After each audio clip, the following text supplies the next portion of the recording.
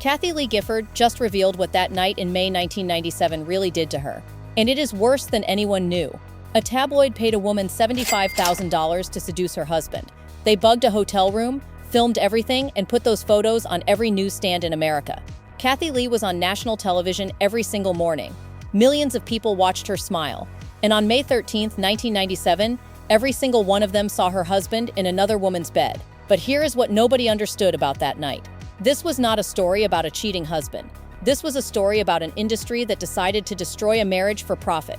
And what Kathie Lee did next is the reason she is still standing today. To understand what happened in that hotel room, you have to understand who Frank and Kathie Lee Gifford were before the Globe got involved. Frank Gifford was a legend. He played 12 seasons for the New York Giants. He won an NFL championship in 1956. He was inducted into the Pro Football Hall of Fame in 1977, and then he spent 27 years as the voice of Monday Night Football. This was not some celebrity athlete who chased fame. This was a man who had already earned his place in history before he ever walked into a television studio. But none of that mattered to the Globe, because the bigger the name, the bigger the scandal. And Frank Gifford was one of the biggest names in American sports. Kathie Lee met him in 1982 at Good Morning America. She was a young field reporter. He was already a household name. And when they got married in 1986, America fell in love with them. She talked about Frank constantly on her morning show with Regis Philbin. She gushed about him. She called him the love of her life. She told stories about their romance like a woman who could not believe her own luck. By 1997, they had 2 children together. Cody was 7 years old. Cassidy was 4. And every morning, America watched Kathie Lee light up the screen, talking about her family like they were the center of her universe. That is the woman the Globe decided to destroy.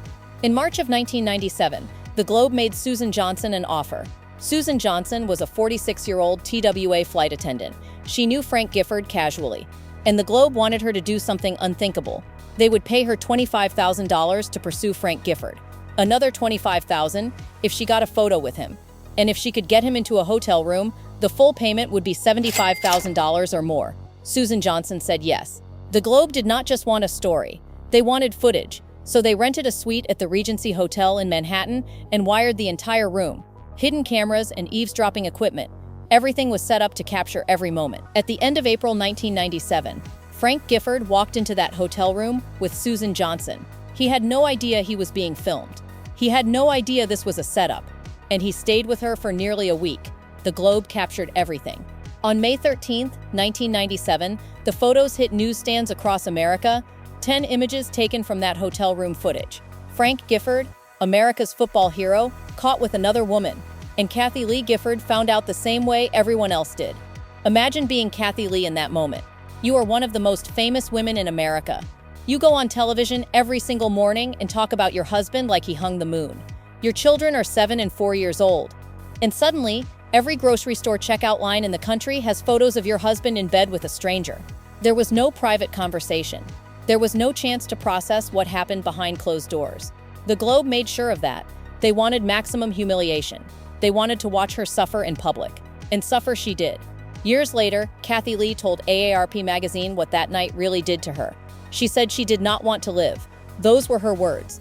I didn't want to live.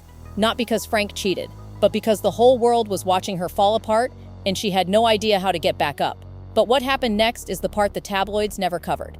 Kathie Lee later said that night was the darkest of her life. She did not know how to breathe. She did not know how to face her children. She did not know how to walk back onto that television set and pretend everything was fine. But the next morning, she did exactly that. She sat down next to Regis Philbin on live television and smiled at the camera. Millions of people were watching, waiting to see if she would crack. Regis later said he had never seen anyone carry that kind of pain with that kind of composure. She did her job.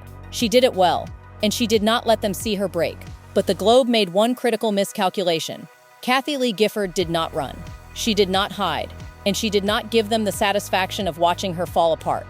Kathie Lee made a decision that night that shocked everyone who knew her. She chose to forgive Frank immediately. Not after months of therapy, not after a separation, not after making him suffer the way she was suffering. She made the choice that same night. Years later, she explained why. She said she had learned something from her first marriage.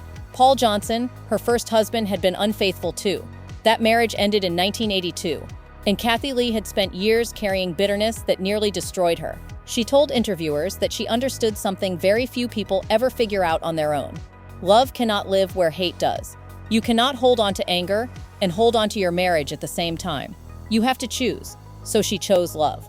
That does not mean it was easy. Kathie Lee admitted they struggled for years after that night. The trust was broken. The public humiliation made everything harder. Every time she walked into a room, she knew people were thinking about those photos. But she and Frank put in the work. They went to counseling together, week after week for years. Kathie Lee later said the rebuilding was harder than the betrayal itself. Forgiving someone in a single night is one thing. Trusting them again over 1,000 mornings is something else entirely. There were setbacks. There were nights she questioned whether she had made the right choice. But every time she looked at Cody and Cassidy, she remembered why she was fighting. They rebuilt what the globe tried to destroy. And slowly, painfully, they found their way back to each other. Susan Johnson did not disappear quietly. In November 1997, she appeared on the cover of Playboy magazine. She posed for a nude pictorial inside. She gave interviews. She tried to extend her 15 minutes of fame as long as possible. But then Susan Johnson did something that revealed exactly how the Globe operated. In June 1999, Susan Johnson sued the Globe. She claimed the tabloid had deceived her. She said they told her they only wanted to write about a platonic relationship. She said she never agreed to let them wire that hotel room. Whether that was true or not, the lawsuit revealed something important. Even the woman who took the money was claiming she had been manipulated. The Globe was not just destroying marriages. They were using everyone involved, and then discarding them when the story was done. By 2002, Susan Johnson had closed her website and faded from public life. The Globe moved on to destroy someone else, and Frank and Kathie Lee were still married. For the next 18 years, they proved everyone wrong. Frank and Kathie Lee raised their children together. Cody grew up to become a writer and producer. Cassidy became an actress. Both of them watched their parents fight for their marriage instead of giving up. Years later, Cody said something that tells you everything about what those children saw. He said his parents taught him that love is not a feeling, it is a decision you make every single day. Kathie Lee continued to dominate morning television. She spent 15 years with Regis Philbin on Live. Then she joined Hoda Kotb on The Today Show for another 11 years. She built an empire in entertainment, music, and faith-based projects. And through all of it, Frank was by her side. He had retired from broadcasting. He spent his final years out of the spotlight, enjoying his grandchildren, watching his wife succeed. The man who had been humiliated on every newsstand in America had found peace. On August 9, 2015, Frank Gifford passed away at their home in Greenwich, Connecticut. He was 84 years old. Kathie Lee was devastated, but she also understood something about his death that the headlines never captured. 3 months after Frank died, his family made an announcement that changed everything. Pathologists had examined Frank's brain, and they delivered a post-mortem diagnosis that explained so much. Frank Gifford had chronic traumatic encephalopathy, a condition known as CTE, a progressive brain disease caused by repeated head trauma during his football career. The family released a statement saying their suspicions that he was suffering from the debilitating effects of head trauma had been confirmed. CTE affects judgment. It affects impulse control. It changes who a person is in ways they cannot control. But none of that mattered in May 1997. Kathie Lee did not know any of it. She did not have a medical explanation. She did not have a brain scan to soften the blow. All she had was a husband who betrayed her and a country watching to see what she would do. And she chose forgiveness anyway, without the excuse, without the explanation. She chose it on faith alone.